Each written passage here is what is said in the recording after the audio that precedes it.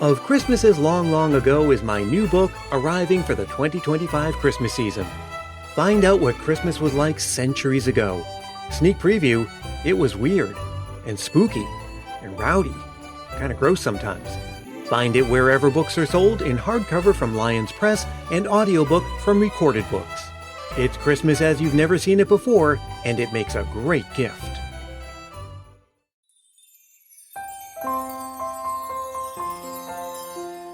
Hey, it's Brian, and the big day is not so far off. I know that the Christmas season this year has been different in a lot of ways, and that Christmas itself will be too. It's just the reality that we're collectively living through at the moment, and that moment will pass. And not to try to make light of the situation, but I do suspect that Christmas of 2020 will create lots of unique, if not necessarily pleasant memories that'll last a lifetime and be retold in the years to come and handed down the generations. You know, when I started Christmas Past back in 2016, I had a pretty simple vision: to create a show that took our familiar Christmas traditions and made them feel fascinating and surprising, and to create a uniquely warm and nostalgic feeling by sharing Christmas memories submitted by people from all over the world. That first year when I was just starting out, it was an uphill battle to get people to submit memories. The next year, 2017, I received so many that I had to release a bonus episode just to play all the extras, and it's been that way ever since.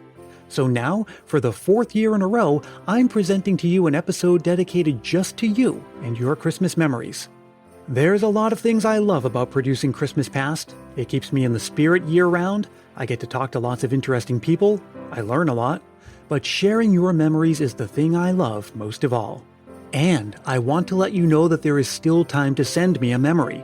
I would love nothing more than to publish a second or even third or fourth episode just like this sometime before the big day. And just in case you need a reminder, all you have to do is record a voice memo into your phone and send it to christmaspastpodcast@gmail.com. Just try to keep it reasonably short, clean and family friendly, and be sure to say your name and where you're from. Well, let's not waste another moment. You know, many of us encounter our first sights and sounds of the season in the aisles of our favorite stores. Even before the Halloween candy is cleared from the shelves, the decorations and Christmas cards and popcorn tins are out on display. Say what you will about commercialism and Christmas creep, I say Christmas items on the store shelves are just as much a part of the atmosphere of Christmas as lights strung up on houses. And if you're ever in the mood for a dose of that kind of Christmas spirit even earlier, there's a kind of place that those in the know can go. Like John from Cincinnati does. One of my favorite things to do in about June is when I'm longing for Christmas, I go to a local craft store, whether it be Michael's or Hobby Lobby, you name it. And as soon as I walk in, if I go to the left in the store, they go through each season. So it goes to fall, to Thanksgiving, and then to Christmas, and I'll just walk through each aisle, experiencing the smells, the sounds, and the textures, everything about the seasons coming up, and I'll get excited, and then suddenly I hit Christmas, and I'm like, okay, let's start Christmas. So if you are looking for a way to keep Christmas throughout the year, that's my best suggestion. Now, I've said many times before that I grew up in New England, Stoughton, Massachusetts to be exact, and so you might think that I've seen my share of white Christmases. Well, not exactly. I think I remember only one or two, maybe three. The snow doesn't really start coming down in force in Massachusetts until January, and while white Christmases aren't unheard of, they're actually not very common. So when they do happen, they feel like a special treat, and that's something that Chris in London can relate to. It's my mum's birthday on Christmas Day, so it's a pretty special day regardless of it being Christmas. But probably my earliest Christmas memory is one time over in London here. We had a lovely, snowy, massively snowy white Christmas. And I just remember getting up very early in the morning, looking out the window, thinking it doesn't usually snow over in Christmas. So to see the snow was amazing. And then I must have been about 10 or 11 years old at that point. And then sort of having breakfast with my family and then going in to open presents was, it was just a fantastic day. But, every year is a special day. As I said, it's my mother's birthday. So, yeah. Anyways, keep up the good work. For all you football fans, or soccer as we call it on this side of the Atlantic, you might want to check out Chris's podcast called 3 Kicks Podcast. Check out this episode's show notes for a link. Now ask people what Christmas means to them, and you'll probably hear some of the same things over and over. The sights, the sounds, the gifts. But probably more than any other, you'll hear family and food. And if you come from a typical family, whatever that is, no doubt there's one family member who defines the very spirit of Christmas and family love. And that's what's on the mind of Gerald in Michigan in this Christmas memory. Christmas for me and for my family when I was growing up in Philadelphia, which is where I'm from, was all about family. And those Thanksgiving and Christmas dinners were true events. I'm talking, there would be upwards of 40 people in our house at some, at various periods. And we would have all kinds of meats, turkey, ham, chicken, roast beef, you name it, it was on our dinner table. And let's not talk about the desserts. But the conductor of that great symphonic composition of food and the coming together of family members was my grandmother. My grandmother truly was the heart and soul of my family. And I had the pleasure and honor of having 12 Christmases with her before she passed away. She died in 1979.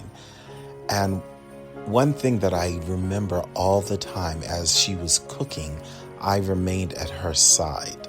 That memory of being with her and sharing that moment with her, cooking for her family, that was true love. And that was her love language, cooking for her family. And boy, could she do it. And I am so thankful that I had the opportunity to sit and stand next to her. That's Christmas to me. Yes, as Gerald reminds us, Christmas has much to do with the comforts and familiarity of home, but it can also be a time for novel experiences. I've been lucky enough to see different parts of the world either on Christmas Day or at least during the Christmas season, places that include India, the Bahamas, and Iceland. I've never been to Denmark, but goodness knows I've eaten plenty of those Danish butter cookies that you see out at Christmas time. You know, those ones that come in the blue tin? Well, anyway, Claudia has seen a few Danish Christmases. After all, she lives there. I want to tell you the story about the first time I came to visit Denmark in 1999. My then boyfriend, now husband, had invited me to come to Denmark from California to visit his family for Christmas. He came early and I had to stay back and come later because I had a wedding. So I was on my own on the flight. But when I was going to get on the flight, I had met a Danish woman who also was living in California. And she decided that she needed to teach me how to say Merry Christmas in Danish. So what she was teaching me sounds like this: Glædelig jul. That's not a very easy thing to say for American speakers. And so I had a hard time trying to get it right. So she made sure that I practiced on the flight. We weren't sitting near each other, but every time she got up to walk around, she would come by and she would indicate to me that I needed to try it out. And I would say some garbled version like Glædelig jul, and it didn't sound good, but that's what she was teaching me.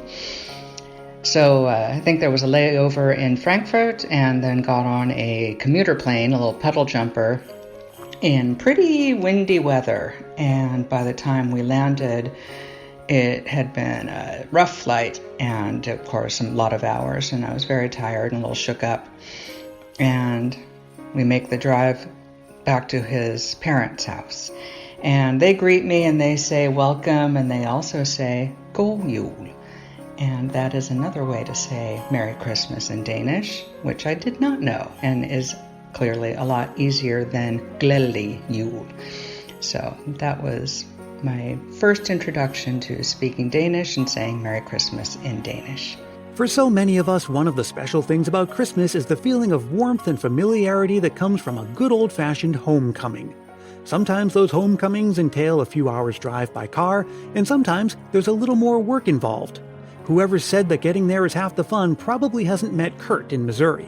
Almost 50 years ago, 1973, I was graduating from high school. I had been appointed to the U.S. Naval Academy, was leaving in July for plebe summer, and so we stayed in Annapolis, Maryland for July, August, September, October, November, and the first time we're able to go home is a few days before Christmas. So I was looking very, very much forward to it. Christmas is a big deal in our family, and wanted to be there in the worst way. So had my plane tickets flying out of Baltimore, Maryland into St. Louis, got to the airport on the 23rd, and went up, and the lady said, "Oh, I'm sorry, your flight's been canceled." And so I was very disappointed. I said, "What are you talking about?" She said, "It's snowing in St. Louis. It snowed for the last day or so, and there's all the planes can't get out and no planes can get in." So very, very disappointed, very depressed. I called my parents and said, "I don't know if I'm going to be home." So in the next 36 hours, I flew from Baltimore to Philadelphia, Philadelphia to Indianapolis, Indianapolis to Chicago, Chicago to Peoria, and on Christmas Eve morning, I got from Peoria and got a flight finally into St. Louis when the airports opened up. It was now about 2 o'clock in the morning. I don't have a way to get home from the airport, which is about a half hour away from my house. Don't want to wake my parents up at that time of the morning. Ran into a friend who was coming in from Columbia, Missouri, who had flown in. His dad was picking him up. Said, "Sure, we'll give you a ride." So we jumped in the van with all my luggage. I was in dress blues, the most formal of Navy uniforms at that time, and he drove me almost all the way home. What he failed to tell me is when he got to my street, which is Christopher Drive, which is about 2 miles long, he said, "Oh, it's too bad to go down there in that small 2-lane street. I'm going to just drop you off here." So I had to take all my luggage, all my dress uniforms, and drag it for 2 miles in the snow, getting home about 4:30 in the morning, pulling my stuff up to the door, knocking on the door, waking my mom up, and she was so happy to see me, crying, and put the coffee on. The lights in the trees were on because it was still dark. Very special time, very long adventure to get home, but a very special time and a very special year for Christmas. Sounds like for Kurt it was a little legwork before things worked out. But sometimes things work out and dreams come true with nothing more than the magic of Christmas. Or maybe just coincidence. I'll let you decide for yourself, but I have a feeling I know what Bambi in South Carolina thinks. My children were young. They were at the right age to enjoy Christmas and participate in everything.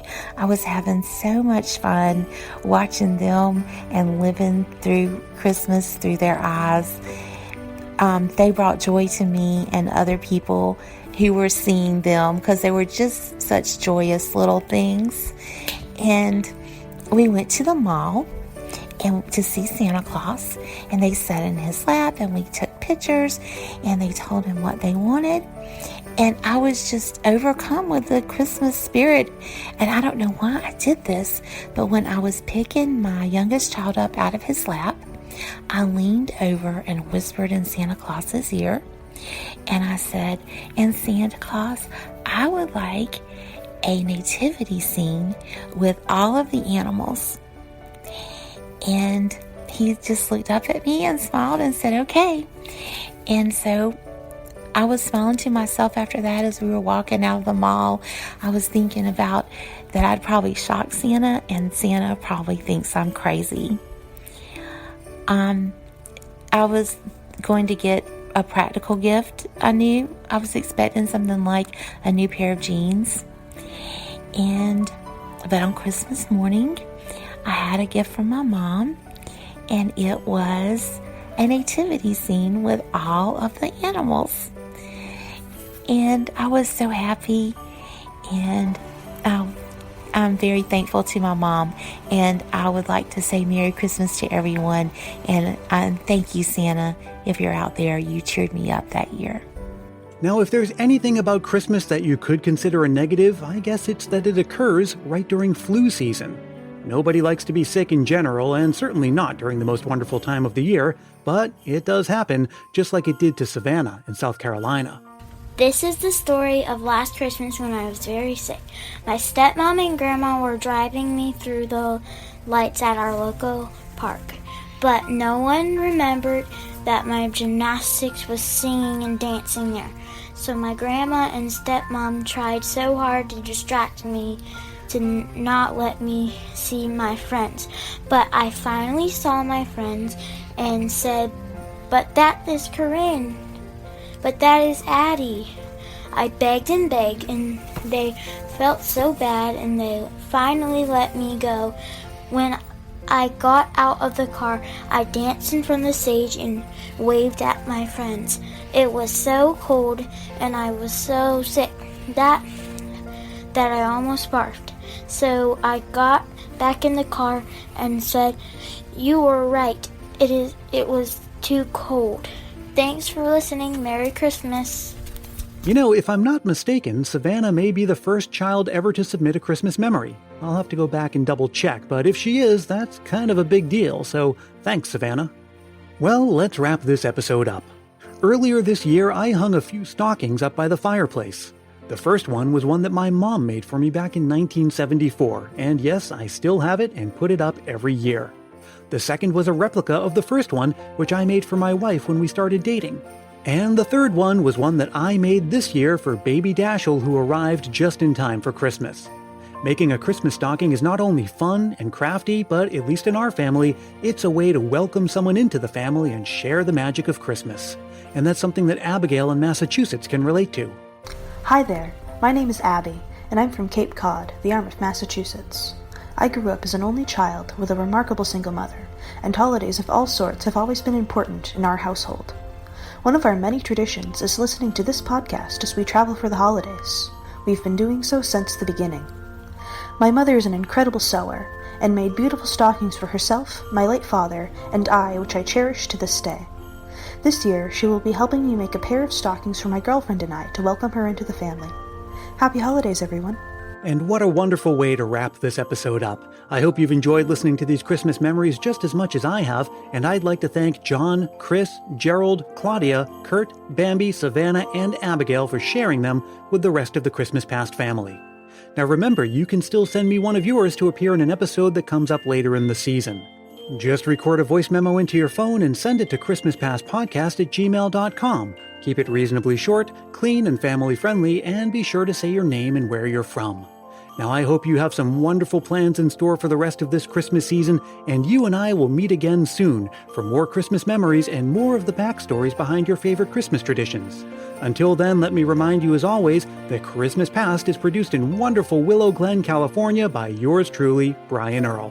You can get in touch anytime, and I sure wish you would because I love hearing from you. You already have my email address, but you can also reach out on Facebook, Twitter, and Instagram. And if you haven't yet joined the private Christmas Past Facebook group, come on by today. We're celebrating all season long and well beyond. And hey, if you're feeling the Christmas spirit, why not help more people discover this show? It's as easy as telling a friend about it or leaving a review on Apple Podcasts. Those are both quick and painless ways to show your support. They don't cost anything, and they really do make a big difference. So it's kind of like spreading Christmas cheer. And if you do leave a review on Apple Podcasts, I'll even send you a Christmas Past sticker and a handwritten Christmas card as my way of saying thanks. Reach out for details on that. Until we meet again, stay safe and healthy, look out for one another, and may your days be merry and bright.